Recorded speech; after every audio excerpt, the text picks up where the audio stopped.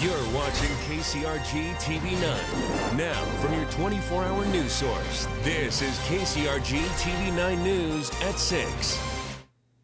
Coming up on the KCRG TV 9 News at 6, another winter storm is headed straight for eastern Iowa. We'll give you all the details in your first alert forecast. It's the final push for votes as we're now just a few days until the casino referendum. A new wrinkle for the Saturday, a look at what the casino might look like. And the last of 4 men arrested in a September shooting death in Cedar Rapids appeared in court today. We start with that court appearance on the Saturday morning of this final person arrested in the killing of Latasha Roundtree. Prosecutors have charged Jeremiah Ellis and 3 other men in connection with the crime. The 18-year-old Ellis is accused of first-degree murder and intimidation with a deadly weapon. Ellis appeared after the other 3 men as he had to be extradited from Illinois. Police say in late September, Ellis and 18-year-old Taj Ross fired weapons into a car on 16th Avenue Southwest where 19-year-old Latasha Roundtree was inside. Roundtree died hours later from the gunshot wound. About 15 members of Roundtree's family came for Ellis's appearance today at the Linn County Jail. Ellis could be seen through this video conference. The judge set Ellis's bail at $2 million. There's still no known motive in the crime, and Roundtree's father told us he still does not understand why his daughter was targeted. It means a whole lot because she was a loving child. She loved all her friends and everybody. She loved everyone, and not her for not being here is just a total big loss. The preliminary hearing for Ellis is set for the morning of March 12th. A calm Saturday, but another storm system could be leaving a mark here early next week. We'll bring in meteorologist Charlene Malin with the first alert forecast. Charlene. And Chris, just a couple of hours ago, the National Weather Service did post a winter storm watch that covers just about everyone in the TV9 viewing area. This goes for Monday into Tuesday for some widespread snow across eastern Iowa. I hope no one put those shovels away. Looks like you're going to be needing them for the early part of the week ahead. You wouldn't know that there's snow on the way. Looking at our Decorah CityCam time lapse from just a few hours ago, 23 degrees under a crystal clear sky. Feels like 16 degrees out there when you factor in those light winds. 14-degree wind chill value in Williamsburg, a beautiful sunset. Your current temperature at 23. We're going to stay fairly quiet overnight, partly cloudy by midnight. Temperatures dropping back to near 17 degrees. We'll be dropping back into the mid-teens by early tomorrow morning. A mostly cloudy sky to start off the day. Now the second half of your weekend, very quiet, but as soon as we head into Sunday night, more toward the day on Monday, that's when that snow is set to move in. We'll give you all the information on that, including a look at our snowfall forecast coming up in just a few minutes. Chris? Thank you, Charlene. New at 6. This is the first look at how the Linn County Casino might look if voters pass the referendum on Tuesday. This artist rendition shows the casino will face the river with a parking ramp behind it. It will sit in a 2-block area between 1st and 2nd Avenues and 1st and 3rd Streets Southwest, close to the Linn County Sheriff's Office. Both campaigns are trying to galvanize their support bases to get out and vote on Tuesday. That means hours upon hours of volunteer work. KCRG TV 9's Jill Caspery met with some of those volunteers today. She joins us live in the studio with more. Jill. Well, Chris, volunteers with both campaigns are busy at work getting out their messages, but they're also dealing with a lot of new questions. Yesterday, Riverside CEO Dan Keel announced he's promising to build a water park on the same land where casino investors want to build if people vote no. Now, on this very busy weekend, the Vote Yes casino crew is saying that's an effort to distract voters. The No campaign, on the other hand, says it's their family-friendly alternative to a casino. Even as they handle the new questions by voters, the typical final push is well underway in Linn County. Dozens of volunteers are knocking on doors and taking part in phone banks.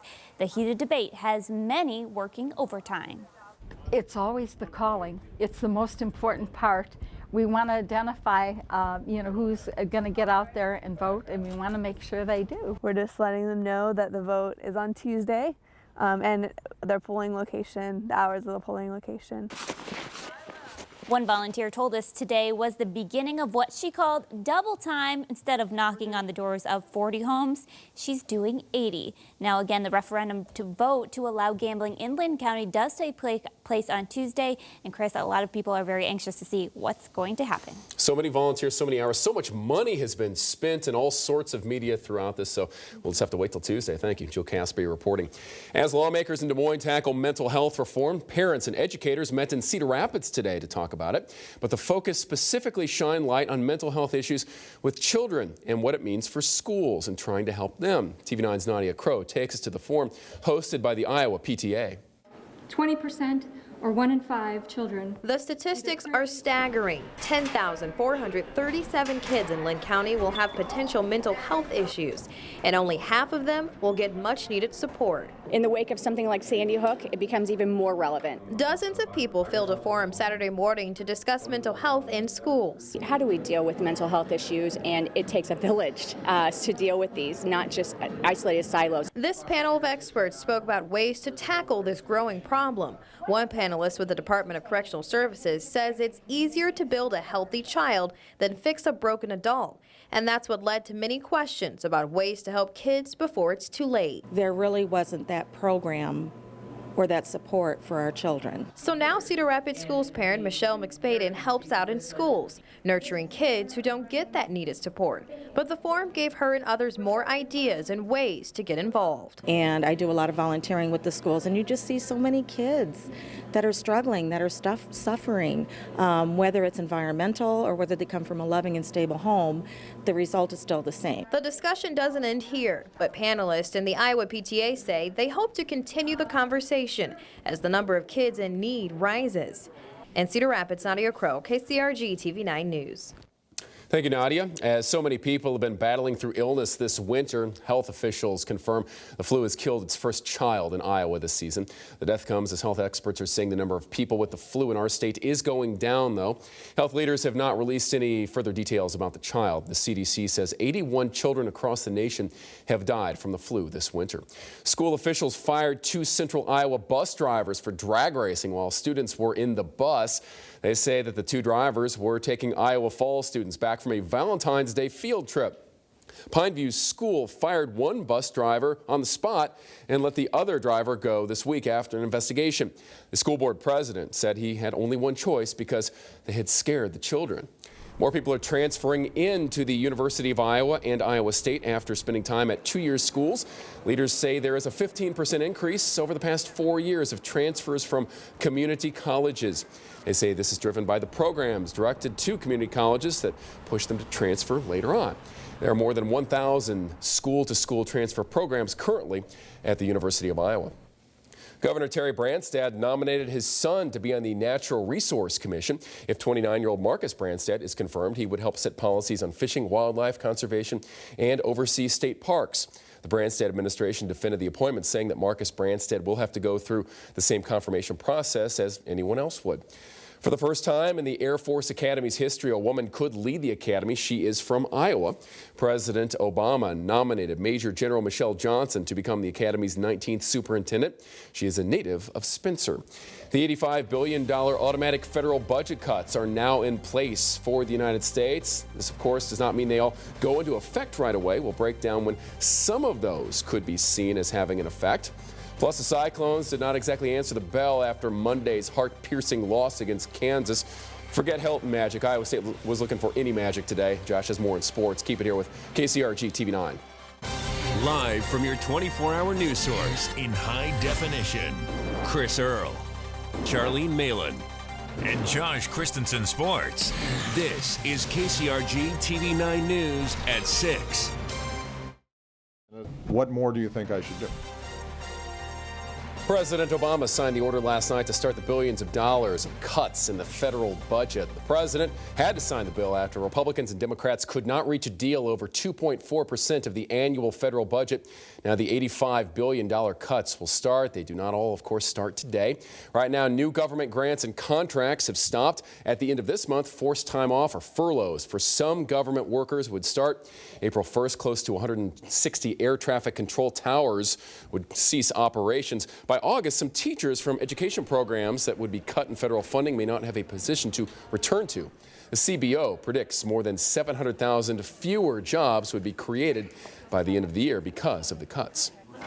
With Congress out of session until Monday, many of the representatives and senators in the midst of the sequestration situation are back in home districts. On Friday, 1st District Democrat Bruce Braley met with young parents at Hay Camp in Hiawatha to listen to their stories about keeping Head Start. We asked Braley about some of the targeted cuts that he said he would pursue. There is waste in many federal agencies, and one of the things we know is that, especially in healthcare spending, there are a lot of parts of the country that waste a lot of money and get worse outcomes than we do here in Iowa.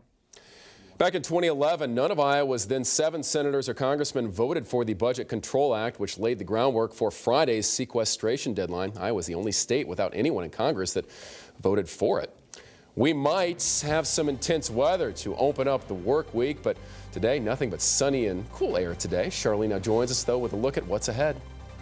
Yeah, it was a beautiful day today. Our spotters coming in with some cool but pleasant temperatures out there. All that sunshine, well, that comes to an end for the second half of our weekend. It looks like it's going to stay dry for Sunday, but the snow is on its way. We'll give you all the details in your first alert forecast, so stay with your 24-hour news and weather source, KCRG TV 9. Now the first alert forecast with meteorologist Charlene Malin. And it has been a beautiful day across eastern Iowa. Our Waverly City Cam from right now looks fantastic. A crystal clear sky, not a cloud out there, at least not right now. But those clouds are going to be rolling in as we head into the second half of your weekend. Temperatures out the door, 16 degrees in Cedar Rapids. Cedar Rapids has remained the cool spot through much of the day today. 18 right now in Independence, 23 degrees from Iowa City toward Washington, 20 in Dubuque and Waverly at 21 degrees. We do have a little bit of a light wind out there, which means wind chill values generally into the teens, couple single digits, but overall a fairly pleasant but cool evening. We're going to be keeping an eye, though, out for some of that snow that's going to be heading our way. Satellite and radar quiet across the state. In fact, quiet across the Midwest and into the Central Plains, but that's not the way it's going to stay. In fact, we have our next weather maker moving in. That's going to be starting Sunday night. Most of that snow coming throughout the day on Monday as well as Tuesday. We're going to speed it up just a little bit, move forward to about 7 p.m. on Sunday. That snow still off to the northwest, but it is going to be cutting across the Midwest throughout the day on Monday, even into Tuesday. And we have this little arm of energy back on the backside of that, and that's just going to keep the snow coming throughout the day on Tuesday. Some significant snow on the way. In fact, you can track the track of that snow through all the watches and warnings out so far. It does include here in eastern Iowa. In fact, nearly all of the TV9 viewing area in a winter storm watch. That's from Monday into Tuesday. So if we time it all out, not a whole lot going on tonight, just building those clouds. If we start the clock 3 p.m. Sunday afternoon, still quiet, but by midnight, starting to see a couple of those light snow showers start to develop. Should stay fairly light throughout Monday morning. Our northern community is seeing a little bit of light snow, but as we push into the middle of the day, 3 p.m. on Monday, some scattered snow showers. Those continue into the afternoon and evening. 7 p.m. Monday, widespread snow showers out there. Moderate snow is possible underneath some of those bands. Tuesday morning, 6 a.m., still looking at widespread snow out there. It'll continue to taper off, though, as we head throughout the day on Tuesday. By Tuesday evening, starting to see just a couple of very light snow showers. Here's our snowfall forecast, what we're expecting all the way through Tuesday. About 4 to 8 inches area wide. Could see some heavier bands set up, and that might bring some isolated areas a little bit higher than that 8 inches. But in general, 4 to 8 inches, a good range for for snowfall rather, Monday into Tuesday. Now your first alert forecast overnight, generally down into the mid-teens. Very quiet, just increasing those clouds. We'll keep the clouds on us throughout the day on Sunday. A very quiet forecast with highs right around the mid-30s is what we're expecting. You may get a couple peaks of sunshine in general, though. Look for a mostly cloudy sky, a couple light snow showers Sunday night. Right now, it looks like Monday morning could have a couple of slick spots out there as folks drive to work, as kids head off to school. But in general, not too bad, especially when you compare it to Monday evening. The drive home might be a little on the slick side. And of course, Tuesday morning is when we expect the roads to be the most slippery for that heavier traffic. Hopefully they can keep up with it, the road crews, but looks like it's going to be slick for a couple of days. Trying to think too much about more snow days on this. This keeps going like this. Kids are going to be in school until Flag Day. So like 4th of July. Thank you, Charlene. Josh joins us now. I want to have some sympathy for Iowa State. They caught some bad breaks on Monday. Yeah. You can't answer that with a 20-point defeat at Oklahoma. Not their day today, not the showing that they wanted. We'll have those highlights plus Xavier girls basketball in action right now. That's all coming up on your 24-hour news source, KCRG TV 9.